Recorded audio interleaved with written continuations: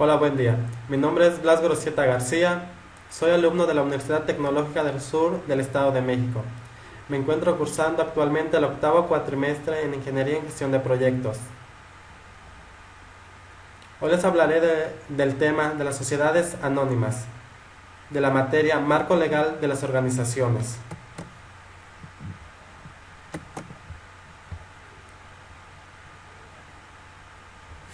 Sociedad anónima. De acuerdo al artículo 6 de la Ley General de las Sociedades Mercantiles, artículo 6. La escritura constitutiva de una sociedad deberá contener, fracción 1, los nombres, nacionalidad y domicilio de las personas físicas o morales que constituyen la sociedad. Por lo que se refiere a la naturaleza de este tipo societario, no admite duda alguna tener carácter mercantil, cualquiera que sea su objeto.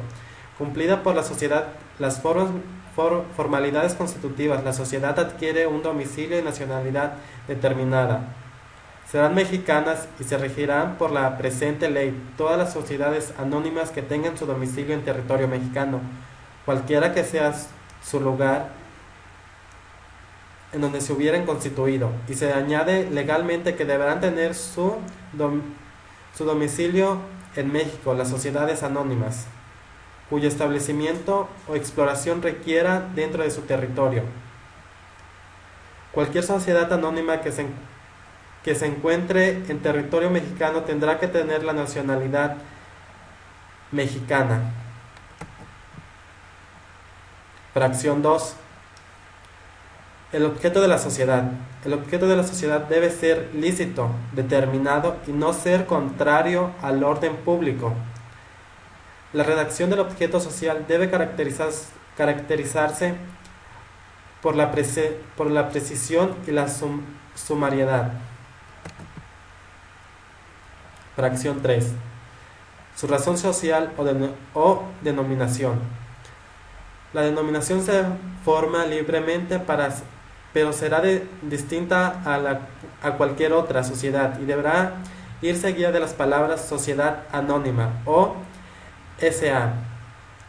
Por otra parte, la denominación de la sociedad es necesaria para así poder ser distinguida de aquellas otras con la que se pueda competir y le sirva además como firma para suscribir sus transacciones comerciales. La ley otorga libertad o casi absoluta en cuanto a la denominación que pueda elegirse para la sociedad anónima. Solo se previene que deberá necesariamente hacerse constar la indicación de sociedad anónima o en su abreviatura SA, y que no podrá adaptarse a una denominación idéntica a la de otra sociedad preexistente, por lo cual no puede haber dos sociedades anónimas con el mismo nombre, ya que nos prohíbe que dos sociedades se encuentren operando igual. No sé. Fracción 4. Su duración. Se colige que en los estatus sociales debe fijarse un tiempo determinado o cierto, que comience y termine en diversas fechas ciertas para la existencia de la sociedad. Cualquier sociedad que sea formada por varios socios tiene que tener un cierto periodo de tiempo de vida de la sociedad. Estos deben ser determinados y deben ser medibles. Fracción 5. El importe del capital social. El importe del capital social mínimo será de 50,000 pesos. Y la ley dice que el máximo podrá ser de 50 millones. No podrá ser más y no podrá ser menos de cierta cantidad que establece. Fracción 6. La expresión de lo que cada socio aporte al dinero o en otros bienes, el valor atribuido a estos y el criterio seguido para su valorización. Las aportaciones están representadas por acciones y por sus títulos de valor. El valor de las acciones representa una unidad o partes iguales del total del capital. Existen diversas clases de acciones, pero una de las principales es la que atiende a los derechos que la acción confiere a los socios. Conforme a este criterio, las acciones se dividen en acciones ordinarias y acciones preferentes. La aportación de cada socio, ya sea en dinero o en bienes, será su aportación dentro de la misma sociedad. Esto quiere decir que asimismo será su puesto dentro de la sociedad, dependiendo del dinero que aporte. Fracción 7. El domicilio de la sociedad. La sociedad fijará su domicilio dentro del territorio en el lugar en el que se halle el centro de su efectiva administración y dirección, o en que radique su principal establecimiento o exploración. La sociedad anónima deberá establecer su domicilio en donde se encuentre ubicada.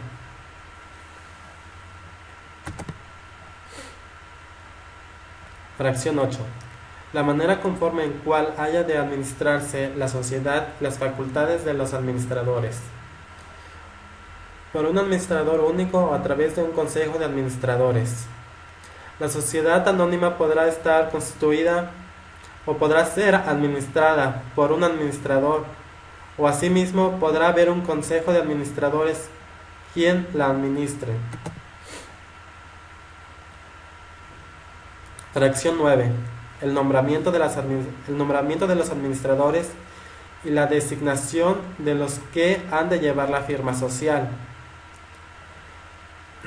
El nombramiento de los administradores y la determinación de su número corresponde a la Junta General.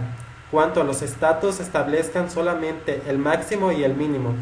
La Junta General puede, si no existen disposiciones en los estatus, fijar las garantías que los administradores deben presentar o relevarlos de esta presentación.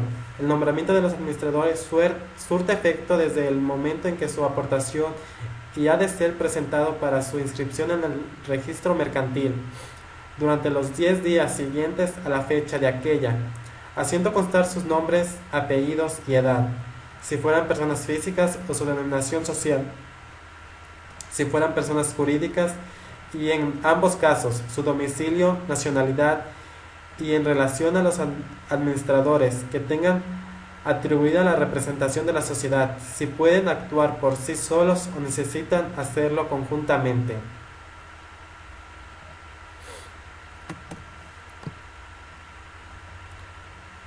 Fracción 10. La manera de hacer la distribución de las utilidades y pérdidas entre los miembros de la sociedad. La distribución de las utilidades es el fin que guía a los socios a realizar aportes, celebrando un contrato de sociedad comercial. Artículo 1. No es necesario que las ganancias efectivamente se produzcan, basta la voluntad expresada en el contrato de obtener y dividir las ganancias para que el contrato que celebran pueda ser considerado como sociedad comercial. Si en el devenir de la actividad social las ganancias no se producen, ello no se hace la existencia del contrato de la sociedad. El reparto de utilidades en los miembros de la sociedad se hará si haya utilidades o no haya utilidades de acuerdo a lo que cada socio haya invertido.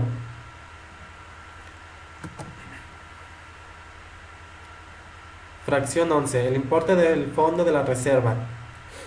5% de las utilidades anuales hasta reunir el 20% del capital social fijo. La sociedad anónima deberá, dependiendo de todas aquellas actividades que realice,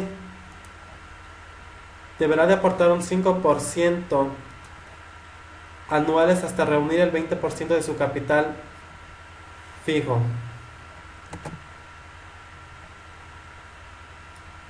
Fracción 12. Los casos en los que la sociedad haya de disolverse anticipadamente.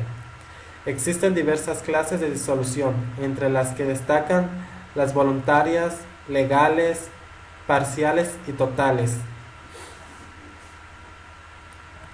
Legales, aquellas que están establecidas en la Ley General de las Sociedades Mercantiles. Las disoluciones legales son aquellas donde la rige la Ley General de las Sociedades Mercantiles, donde los socios se deben de guiar bajo esa ley. Las voluntarias, las derivadas de casos no especificados por la ley, nacen de acuerdo entre socios. Las disoluciones voluntarias son donde los socios hacen sus acuerdos libremente para asimismo dar disolución a la sociedad anónima.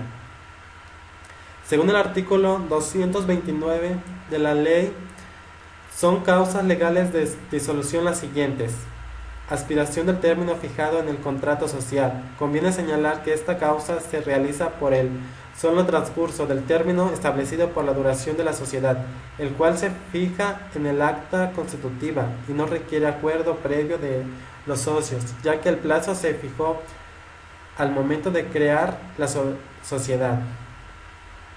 Imposibilidad de seguir llevando a cabo el objeto principal de la sociedad, por lo que quedar en este consumido. La imposibilidad puede ser física o jurídica, en caso de la consumación del objeto en su cuestión meramente hecho. Disolución parcial. Las causas de disolución parcial son las siguientes: exclusión, llamada rescisión del contrato de la sociedad, no afecta a todos los socios, pero sí a una parte de ellos. Separación de los socios. Es la conclusión parcial del contrato de la solución por la voluntad del socio en los casos que los estatutos y la ley contemplan, entre las cuales se separan los socios. Sociedad anónima, cuando la Asamblea General adopte los acuerdos por cambio del objeto social, nacionalidad y transacción de la sociedad. Disolución total. La disolución total es capaz de poner fin al contrato de la sociedad, que se haya celebrado entre dos o más personas, ya sea se den factores personales, voluntarios o previstos en la ley. La disolución total es cuando los socios de la sociedad anónima deciden disolver la sociedad por completo y repartirse las utilidades entre sí. Fracción 13. Las bases para participar la liquidación de la sociedad y el modo de proceder a la elección de los liquidadores cuando no haya sido designados anticipadamente. La disolución de la sociedad abre el periodo de liquidación. La sociedad disuelta conservará su personalidad jurídica mientras la liquidación se realiza. Durante ese tiempo deberá añadir a su denominación la expresión en liquidación, como ya señalamos anteriormente. Por lo tanto, la liquidación tiene como efecto la pérdida de la personalidad jurídica de la sociedad. Con la apertura del periodo de liquidación, cesará en su cargo los administradores, extinguiéndose el poder de representación, siendo reemplazados por los liquidadores, que asumirán las funciones de los administradores, debiendo valer por la integridad del patrimonio social, en tanto no sea liquidado y repartido entre los socios.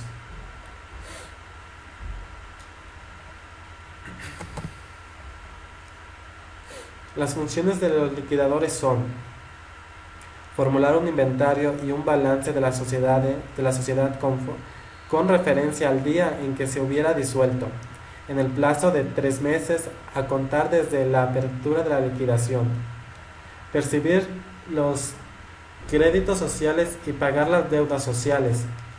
concluir las operaciones pendientes y realizar las nuevas que sean necesarias para la liquidación de la sociedad, percibir los créditos sociales y pagar las deudas sociales, el llevar la contabilidad de la sociedad, así como llevarla a custodiar los libros, la documentación y correspondencia de esta, enajenar los bienes de la sociedad. Órgano de vigilancia. Estará a cargo de uno o varios comisarios temporales y revocables, quienes pueden ser socios o personas extrañas a la sociedad. Los órganos de vigilancia son personas que vigilan la integridad de la sociedad anónima. Estos pueden ser personas externas a la empresa, a la sociedad anónima, y pueden ser cambiados así lo requiera. Órgano de administración. Estará a cargo de uno o varios mandatarios temporales, revocables, quienes pueden ser socios o personas extrañas a la sociedad.